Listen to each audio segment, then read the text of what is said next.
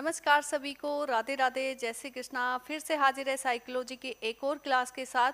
देखिए, जो test series चलाई हुई है रीड को टारगेट करके, उसी को आगे बढ़ाते हुए फिर से एक और क्लास लेकर आए हैं। और आज का हमारा टॉपिक रहेगा अधिगम के सिद्धांत। क्वेश्चंस की क्लास रहेगी, टॉपिक रहेगा अधिगम के सिद्धांत, यानी कि अधिगम के सिद्धांत से रिलेटेड ये आज के क्वेश्चंस रहने वाले हैं।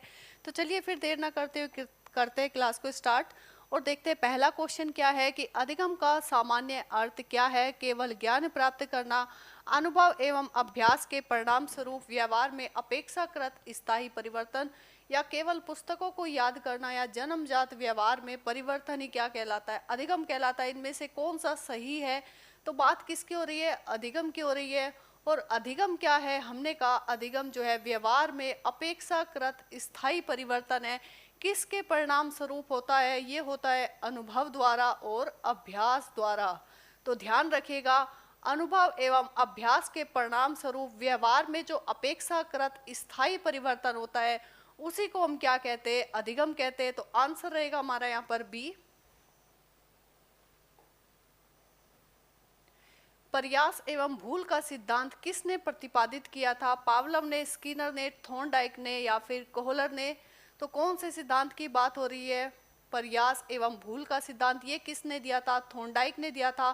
थॉर्नडाइक कौन थे? व्यवहारवादी थे। और इनका मानना था कि बालक कैसे सीखते हैं? प्रयास के माध्यम से सीखते हैं, अभ्यास के माध्यम से सीखते हैं। और उस सीखने के दौरान कुछ भूल होती है, कुछ त्रुटियां होती है। जैसे जैसे हम अभ्यास बढ़ाते हैं, त्रुटियां कम हो जाती है, और फिर एक टाइम ऐसा आता है कि त्रुटियां बिल्कुल समाप्त हो जाती है और बालक का सीखना हो जाता है। तो आंसर क्या रहेगा? आंसर रहेगा हमारा यहाँ पर 3। थॉर्नडाइक ने अपना प्रसिद्ध प्रयोग किस पर किया था? कुत्ते पर, बिल्ली पर, चूहे पर, या फिर बंदर पर? तो देखिए, इन्होंने प्रयोग किया था किस पर? बिल्ली पर किया था। बिल्ली को एक पिंजरे में बंद किया और उसके सामने क्या रख दी थी इन्होंने? मछली का एक टुकड़ा रख दिया था। मछली का एक टुकड़ा रख दिया। इसी को क्या कहेंगे? उद्दीपक कहेंगे। उद्दीपक कहेंगे। बिल्ली जो है पिंजरे में से बाहर निकलने के लिए प्रयास करती है, पिंजरे से बाहर निकलने का प्रयास करती है। किसके लिए? इस मछली को पाने के लिए। तो बिल्ली पर यह प्रयोग किया गया था। तो आंसर हमारा क्या रहेगा यहाँ पर? बी आंसर सही रहेगा। थॉर्नडाइक के अनुसार किसी कार्य को बार बार करने से सीखने की प्रक्रिया मजबूत होती है। यह कौन सा नियम बताता है? तत्परता का नियम, प्रभाव का नियम, अभ्यास का नियम, या फिर सन्निकटता का नियम? तो ध्यान रखिएगा, थॉर्नडाइक ने सीखने के 3 प्रमुख नियम बताए थे। कौन कौन से? सबसे पहला था तत्परता का नियम, फिर था अभ्यास का नियम, और फिर था प्रभाव का नियम।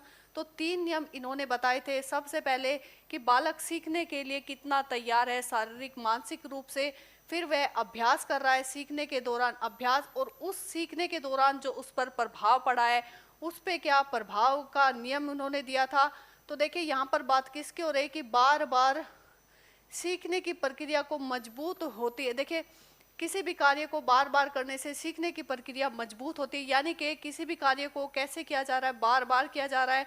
उसके लिए बार बार क्या किए जा रहे हैं? प्रयास किए जा रहे हैं, अभ्यास किए जा रहे हैं। तो आंसर क्या रहेगा हमारा?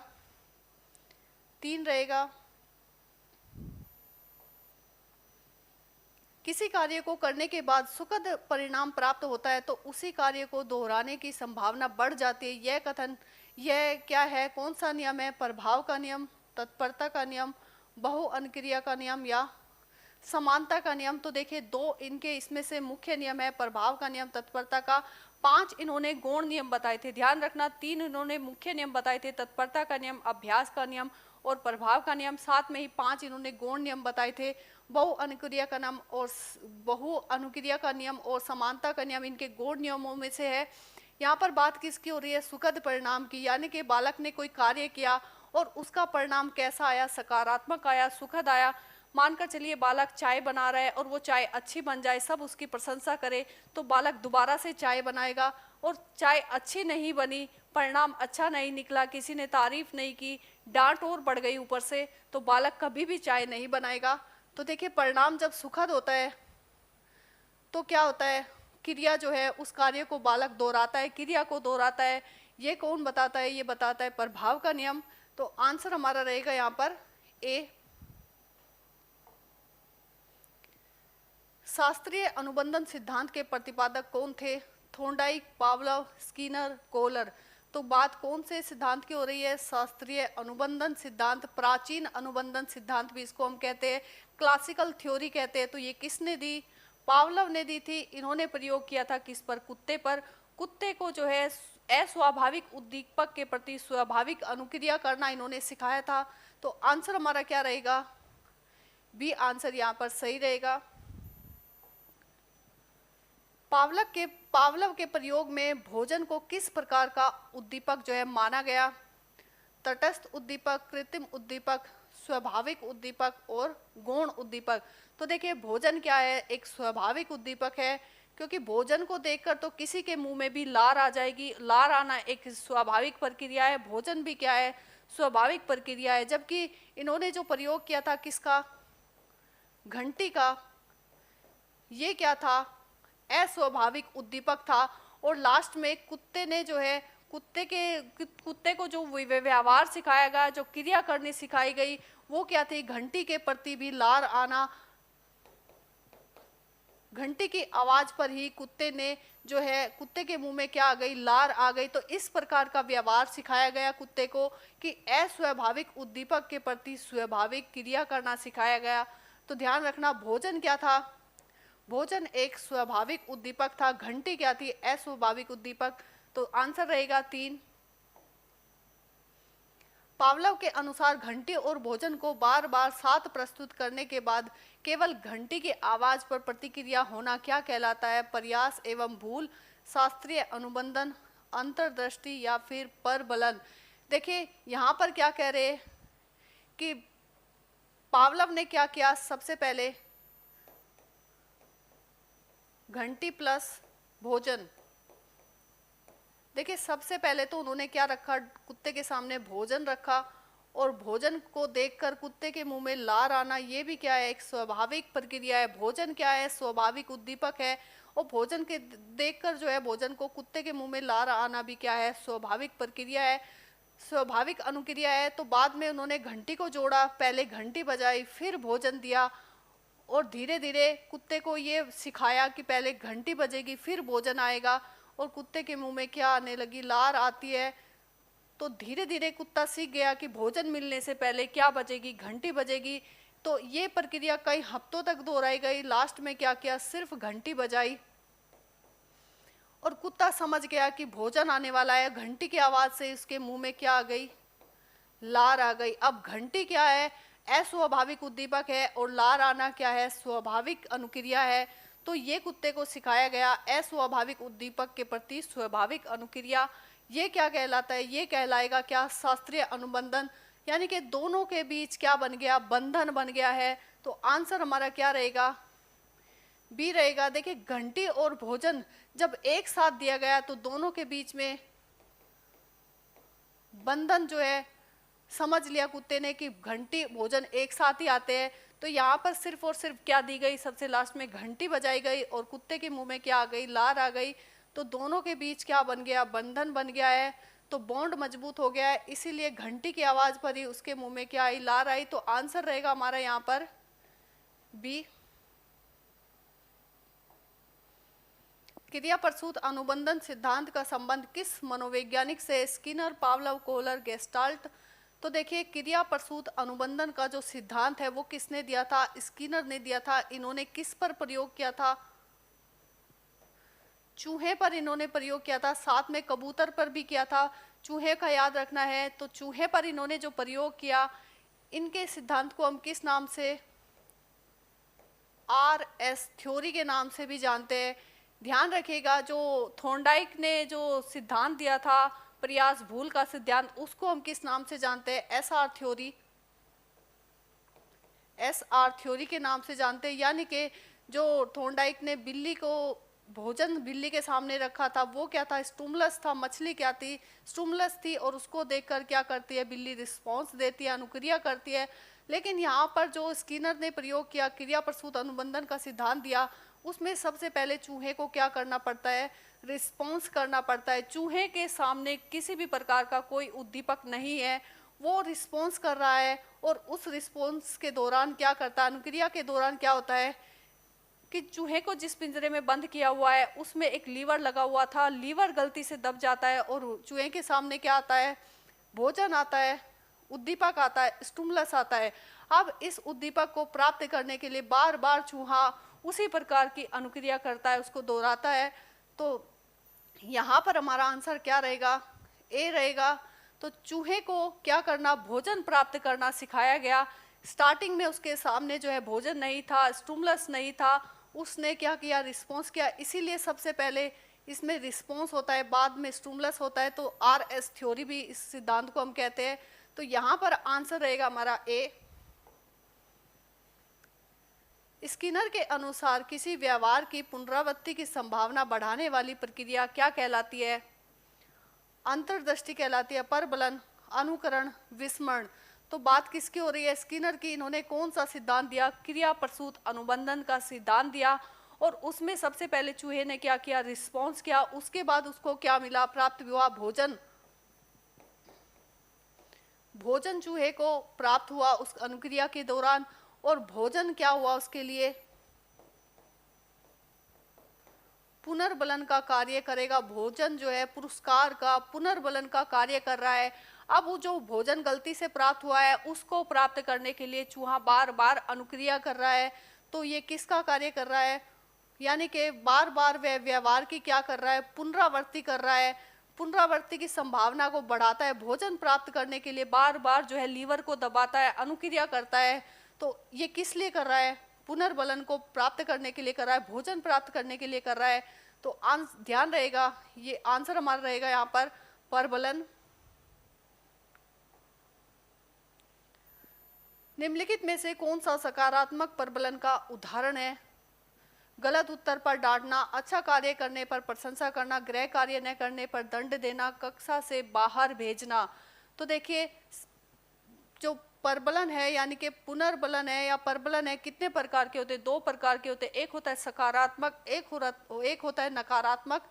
तो डांटना क्या है, नकारात्मक है। दंड देना नकारात्मक है। कक्षा से बाहर भेजना, बाहर निकाल देना नकारात्मक है। सकारात्मक पुनर्बलन क्या रहेगा, अच्छा कार्य करने पर बालकों की क्या करना, तारीफ करना, प्रशंसा करना, उनको पुरस्कार देना। तो ध्यान रखिए, आंसर रहेगा बी।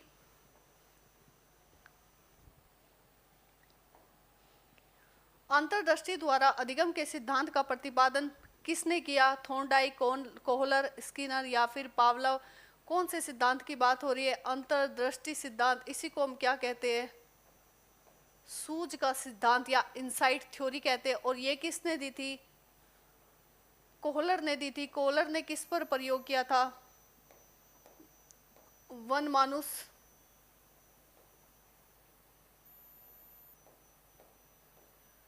कोहलर ने एक वन मानुस यानी कि चिंपैंजी पर प्रयोग किया था। अंतर्दृष्टि अधिगम सिद्धांत किसने प्रतिपादित किया? तो ध्यान रखिएगा, कोहलर ने किया। और किस पर किया था? ये किया था एक वन मानुस पर, जिसका नाम क्या था? सुल्तान पर। और ये जो चिंपैंजी था, ये कौन था? उच्च बुद्धि का मानव था, उच्च बुद्धि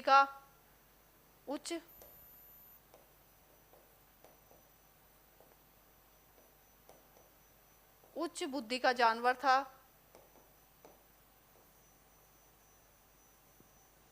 तो ध्यान रखना, जो व्यवहारवादी थे, थॉर्नडाइक थे, स्किनर थे, पावलोव थे, इन्होंने जो निम्न बुद्धि वाले जानवर है जैसे चूहा, बिल्ली, इस प्रकार के जानवरों पर प्रयोग किया। लेकिन कोहलर ने किस पर किया? वनमानुस पर, चिंपैंजी पर प्रयोग किया, जिसकी बुद्धि का लेवल क्या था? उच्च था, हाई था। मानव की तरह सोचने वाला दिमाग इसके पास था। तो ध्यान रखिएगा, ये जो सिद्धांत है अंतर्दृष्टि सिद्धांत, सूझ का सिद्धांत, किसने दिया? कोहलर ने दिया। कोहलर ने अपना प्रयोग मुख्यतः किस पर किया? बिल्ली, कुत्ते, चिंपैंजी तो बात कर चुके हैं। इन्होंने किस पर किया? चिंपैंजी पर, जिसका नाम था क्या? सुल्तान।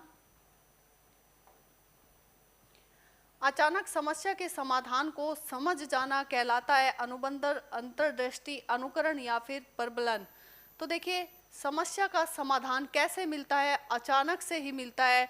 आप किसी समस्या का समाधान ढूंढ रहे हैं और आपको नहीं मिल रहा है, तो आप क्या करेंगे? थक हार कर बैठ जाएंगे।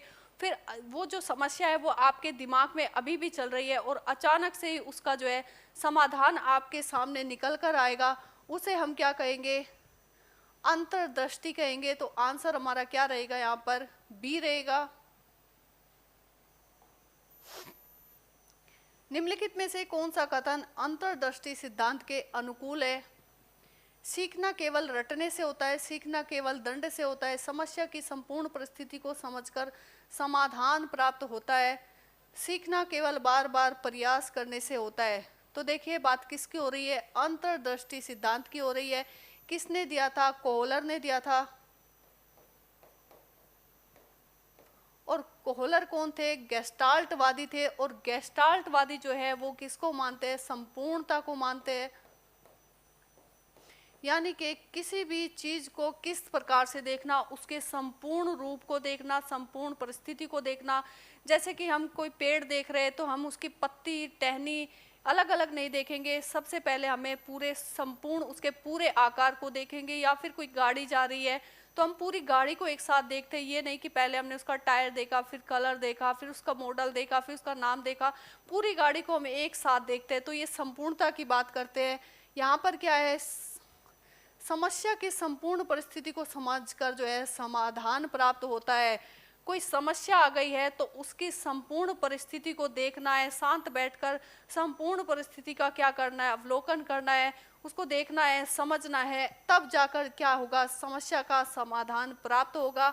जिस प्रकार से इन्होंने चिंपैंजी के सामने समस्याएं रख दी थी, जैसे कि इन्होंने पिंजरे के बाहर केले रख दिए, पिंजरे से बाहर जो है दूरी पर केले रखे, तो वो हाथ से निकालने का प्रयास कर रहा है, वो निकल नहीं पा रहे। लेकिन फिर वो थक हार के जब बैठ गया, उसने देखा कि उसके पिंजरे में डंडी पड़ी है, तब उसने पूरी समस्या की पूरी जो समस्या है उस परिस्थिति को शांत माहौल में एक साथ देखा, तो उसके दिमाग में तुरंत से समाधान निकल कर आया। उसने वो डंडी उठाई और पिंजरे से बाहर निकाली और वो केले अपनी तरफ खींच लिए, तो समस्या का समाधान निकल कर आया। तो ध्यान रखिएगा, आंसर रहेगा 3। समस्या की संपूर्ण परिस्थिति को समझकर समाधान प्राप्त होता है। अनुकरण द्वारा सीखने के सिद्धांत से संबंधित प्रमुख मनोवैज्ञानिक कौन थे? Bandura, Kohler, Pavlov, Thorndike. तो देखिए अनुकरण द्वारा सीखना यानी कि सामाजिक प्रक्षेपण का सिद्धांत या फिर सामाजिक अवलोकन का सिद्धांत, ये किसने दिया था? ये दिया था बंडूरा ने। सामाजिक अवलोकन का या फिर सामाजिक प्रेक्षण का सिद्धांत किसने दिया? बंडूरा ने दिया।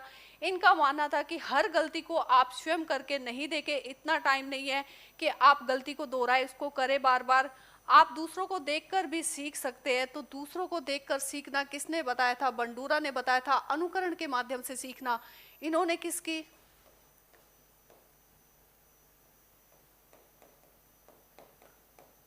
मॉडलिंग का संप्रत्यय दिया था इन्होंने। मॉडलिंग का क्या दिया था? मॉडलिंग का संप्रत्यय यानी कि मॉडलिंग की संकल्पना इन्होंने दी थी। जो भी व्यक्ति मॉडलिंग कर रहा है उसको देखकर बालक सीखते हैं, उसके व्यवहार का अनुकरण करते हैं।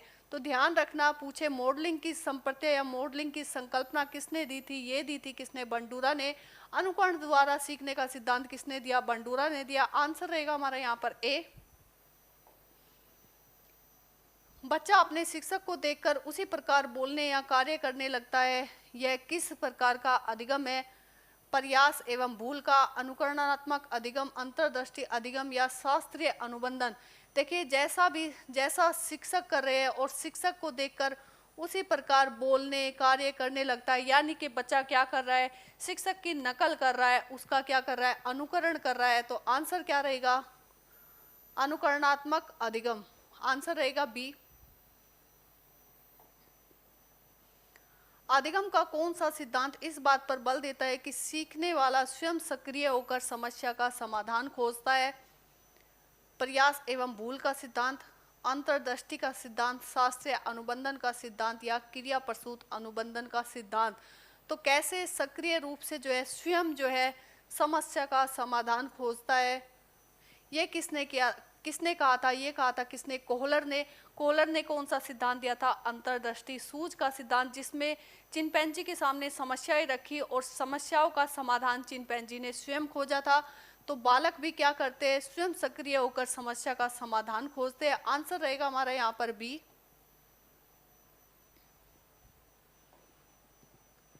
एक विद्यार्थी गणित के प्रश्न को कई बार अलग अलग तरीके से हल करने का प्रयास कर रहा है और अंततः सही उत्तर तक पहुंच जाता है। यह किस सिद्धांत का उदाहरण है? प्रयास भूल का सिद्धांत, अनुकरण का सिद्धांत, अंतर्दृष्टि का सिद्धांत या फिर शास्त्रीय अनुबंधन का सिद्धांत। देखिए बालक क्या कर रहा है, गणित पढ़ रहा है, गणित के सवाल को हल कर रहा है। गणित का कोई सवाल है वो उससे निकल नहीं रहा है, हल नहीं हो रहा है, तो अलग अलग तरीके अपनाता है, प्रयास करता है। पहले प्रयास में नहीं हुआ, दूसरा प्रयास किया, यानी कि बार बार क्या कर रहा है, प्रयास कर रहा है। गणित के सवाल को हल करने के लिए बार बार क्या कर रहा है, प्रयास कर रहा है। यहाँ पर क्या हो रही है, उससे गलती हो रही है, यानी कि त्रुटियां हो रही है। बार बार प्रयास किए जा रहा है और उसके दौरान उसके क्या हो रही है, त्रुटियां हो रही है, लेकिन अंत में क्या होता है, वो सही उत्तर पर पहुंच जाता है। अंत में वो उस सवाल को हल कर लेता है, सही उत्तर पर पहुंच जाता है। तो वो बार बार क्या कर रहा है, प्रयास कर रहा है, बार बार प्रयास कर रहा है। उसके प्रयास के दौरान कुछ गलतियां हो रही है, भूल हो रही है, इसलिए वो गणित का सवाल हल नहीं हो पा रहा, लेकिन उसके बार बार प्रयास करने से वो सवाल जो है हल हो जाता है। तो आंसर क्या रहेगा, आंसर रहेगा प्रयास एवं भूल का सिद्धांत। आंसर रहेगा हमारा ए। निम्नलिखित में से कौन सा अधिगम का सही उदाहरण है? जन्म से रोना, जन्मजात परिवर्त क्रिया, अभ्यास के बाद साइकिल चलाना सीखना या फिर जन्म से सांस लेना। तो बात हो रही है किसकी, अधिगम की। और अधिगम क्या है, अभ्यास के बाद जो है बच्चा साइकिल चलाना सीख जाता है, उसी को हम क्या कहते हैं, अधिगम कहते हैं। कोई भी बालक जो है साइकिल चला रहा है, स्टार्टिंग में उससे गलतियां होती है, एक ही बार में, पहली बार में वो साइकिल चलाना नहीं सीख सकता, उस दौरान कई सारी गलतियां भी होती है, लेकिन धीरे धीरे जो है गलतियां कम होती चल जाती है। अभ्यास जैसे जैसे वो करता है तो वो उस कार्य को करना सीख जाता है। जैसे कि बालक अभ्यास के दौरान जो है साइकिल चलाना सीख जाता है, तो आंसर हम अधिगम सही रहेगा। तो ये रहेगा आंसर हमारा 3, अभ्यास के बाद साइकिल चलाना, इसी को हम क्या कहेंगे, अधिगम कहेंगे। तो देखिए ये थी आज की हमारी क्लास आपको कैसी लगी है कमेंट बॉक्स में बताइएगा। अच्छी लगे तो प्लीज़ वीडियो को लाइक शेयर ज़रूर कीजिएगा। मिलते हैं नेक्स्ट क्लास में नए टॉपिक के साथ, कुछ नए क्वेश्चंस के साथ। तब तक के लिए आपका बहुत बहुत धन्यवाद।